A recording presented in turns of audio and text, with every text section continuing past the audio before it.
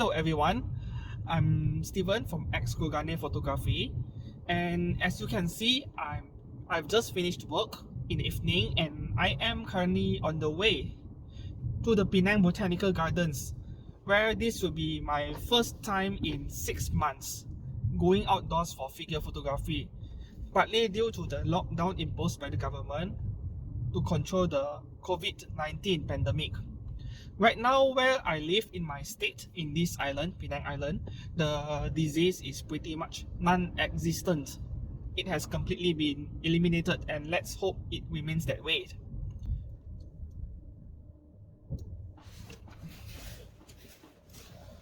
Okay, so we are right here inside the gardens itself. Before we move on, I'm going to get changed into more comfortable clothing.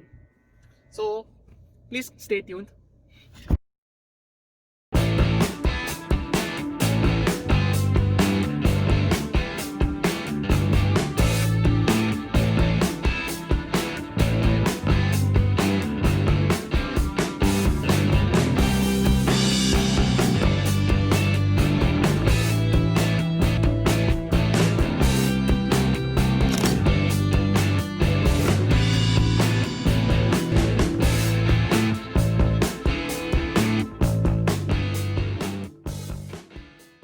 Moving on to the main topic today, I'm going to discuss 10 tips on photographing your toys or figurines outdoors, such as in a park like I'm in right now.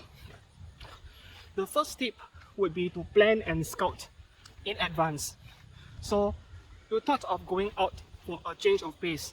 You want to shoot a figurine outdoors, but you are not really sure which location would be ideal. So, what you can do is go to Google Maps or Google Earth, open up the maps and look for interesting locations. Make use of the street view if you can, and you would probably be able to figure out which location and from what possible angle you can capture photos of your figures. After you have figured out your choices, if you can, visit the actual location and look for an actual spot. Visit early. For example, you can visit a day prior, or you can actually arrive several hours early from a shooting time. Once you find a suitable spot, settle down, set up your tripod, your flash, whatever equipment you have, and wait for the right timing to photograph your figure. Tip number 2, choose your location based on the weather you're expecting. So if you are dealing with a very overcast weather, very cloudy, grey skies, then a park like this one would be perfect because the lighting will be very soft all around. If you are dealing with a very hot, scorching hot weather with barely any clouds, that is usually a very bad choice for photography because everything will just look too bright. You will blow off a lot of highlights. And I have a set of examples right here. So I had to photograph this figure under two very simple differences. The first one would be taken under direct sunlight. The second one is taken under a shade. And instantly you could see the difference. The one taken under the sunlight is really bad. And if the weather was a bit more overcast, it will look like the shot which was taken under a shade. So in general, if you are shooting in a park, preferably we will want an overcast day.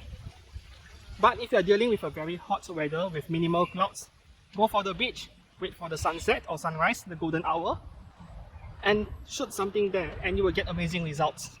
So, depending on the kind of weather you are dealing with, it can be either the park or the beach, or even an urban setting. So, keep the weather forecast in mind, check it frequently before you go out to shoot photos. Just because there are grey skies, it doesn't mean you will get bad photos, right? You have to pick your location based on the weather you're dealing with. Tip number 3 would be to make something or use something to support your figure when you are photographing outdoors. Normally, when you are shooting outdoors, you do not want the base of the figurine to be visible in the final photo. Yet, you could not really make a figure stand easily outdoor on the floor. So, you can use metal wires, which is pretty common, or you can make your own custom base to suit the figure and the surroundings you'll be photographing the figure in. Now, how do you know that your custom-made base will match the surroundings you are photographing the figure in? And that's where tip number 1 came in, scouting, right? You already know where you are going to shoot in advance.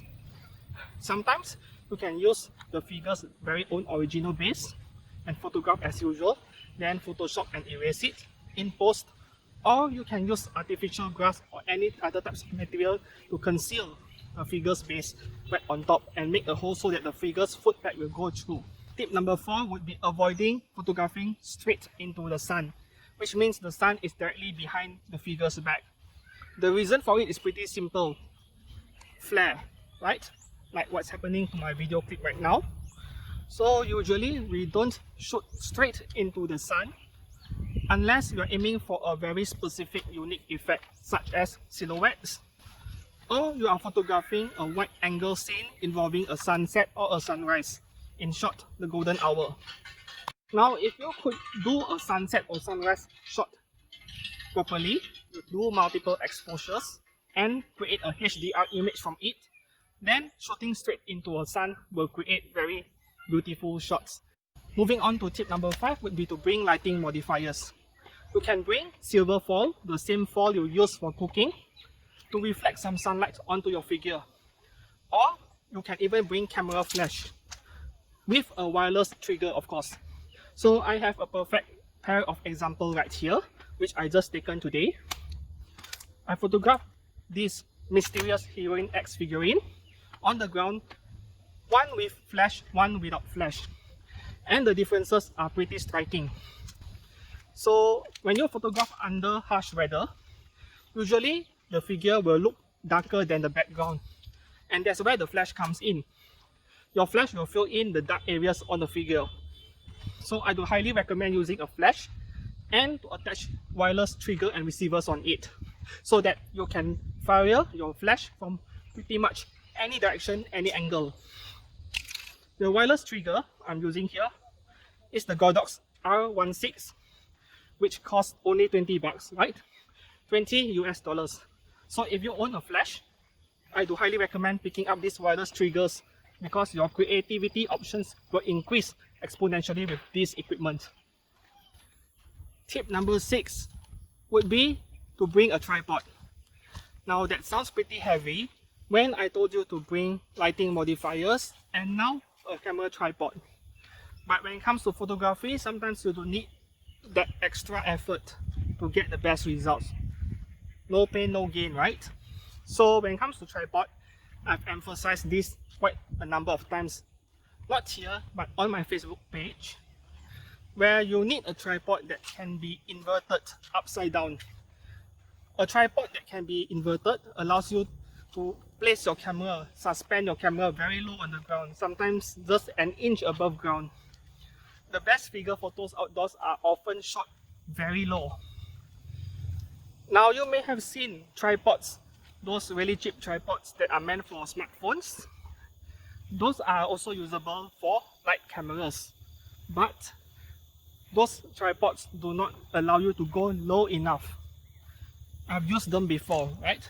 You will not be able to go low enough. Now operating a camera upside down while being attached on an inverted tripod will be pretty cumbersome. It is quite difficult, but you will have to get used to it, right? Of course, you can lie on the ground and just shoot handheld if you do not want to bring a tripod. Just minutes ago, I mentioned that the best figure shots outdoors are taken at a very low angle, which brings us to tip number 7. Photograph at the figure's eye level or lower than that. Now I have an example taken right here in this park. Now I photographed this figure of mysterious Heroine X, the same one just now. One at a higher angle and one very low on the ground. I was lying on the floor in order to do that.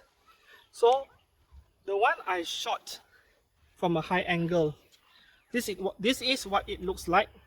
It looks very amateurish, and personally I'll call this grass photography. So please do not do this. Go lower, lie on the ground if you have to, and the results will be a lot better, like this one. Now to number 8. Tip number 8 would be your choice of focal length. And frankly speaking, there is no correct focal length to photograph a figure or anything else for the matter.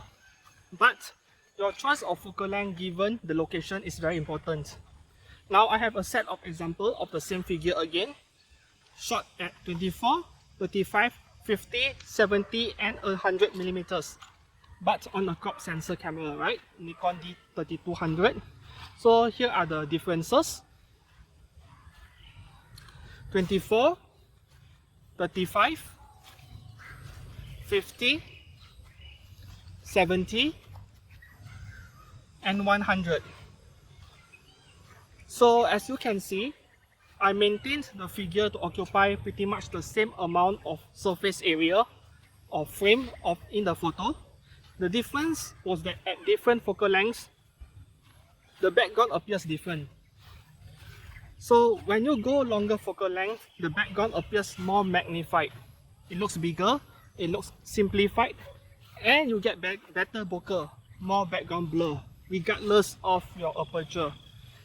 So even though you're using a small aperture, a kit lens like what I'm using, I was using an 18 to 140mm kit lens, a super zoom, f5.6, f6.3 aperture, and yet I could get that beautiful blurry background. It looks more like a portrait shot, and that is the advantage a long focal length gives you. This is also exactly why macro lenses tend to have very long focal length. They usually vary from 50 to 90, 100, sometimes 150mm. Tip number 9 would be related to equipment again, and that is your choice of lenses. And it is related to the very first tip, which is to scout a location. If you knew your location in advance, you will know what kind of shot you are trying to get, a wide angle view or a portrait-like view. And you choose your lens correctly to put into your bag according to what you are planning for the day. Do not put everything you have into your bag, you are just carrying too much weight. The final tip, tip number 10, would be other additional accessories. And there are two things I would like to discuss. Number 1 is a battery grip. Now, battery grip is an attachment at the bottom of your camera so that you can hold your camera naturally when you photograph in a portrait orientation. Now, normally I do not recommend attaching a battery grip on your camera for figure photography, right? This is specific for figure photography, because if you attach a camera grip, it will just get into your way. It will just get in the way. Your camera will not be able to go low enough on the ground because the battery grip is blocking it. So you will not get the best shots possible because you can't go low on the ground. The second accessory would be lens filters. Now, depending on the type of lens filters you're using, they can be helpful. Number 1 would be the ND filter, neutral density filter, which I used in today's photography session. A neutral density filter, especially something that is variable, is pretty expensive, and usually budget photographers would not buy one. If you go for a cheap one, then your image quality will be affected. Now, the neutral density filter allows you to shoot very long exposures under the hot weather where you usually couldn't get a slow shutter speed, even with your aperture stopped down to the minimum. So a neutral density basically cuts and reduces light that reaches your camera sensor, allowing you to use a very long exposure or short shutter speed. So when does an ND come in handy? Waterfalls, and that is what I did today in the garden. We have a waterfall here, as you saw in the introduction of this video. So my ND filter is 77mm in diameter, a bit bigger because I bought something that is supposed to suit my full frame camera, which I did not bring it with me today. So crop sensor cameras, their lenses tend to be a bit smaller, so I added an adapter. filter size adapter. The thing with filter size adapter is that you will not be able to use a lens hood. That is the disadvantage of using adapters. Anyway, the shot worked as I intended. So here we have two shots, one taken with an anti-filter and one without. So their shutter speed has a big difference. Now the one with anti-filter will appear softer, less sharp, because filters are never good for cameras in the first place. They are not good for lenses. But in exchange you get a silky smooth waterfall. So the shutter speed was around 4 seconds. So when it comes to moving water, you go for slow shutter speed, slightly slower. It will smoothen out the water flow. We have come to the end of this tutorial on my 10 tips on getting better photographs of your figurines outdoors. Up to this point, everything you have watched so far was filmed 2 or 3 months ago. And now we have a new wave of COVID-19. So my declaration of being COVID-free obviously did not age well. And that is also why I'm filming the ending part of this video right here on my balcony at my home instead of at the botanical garden. So if your area is still affected by the pandemic, please stay indoors, don't go out, and don't mingle around the public area. Follow the advice of your local authorities for your own safety. There are still a lot of things to be learned, even for indoor photography, right? A lot of things that can be practiced. So please stay safe, and I will see you guys again, perhaps with a new tutorial soon.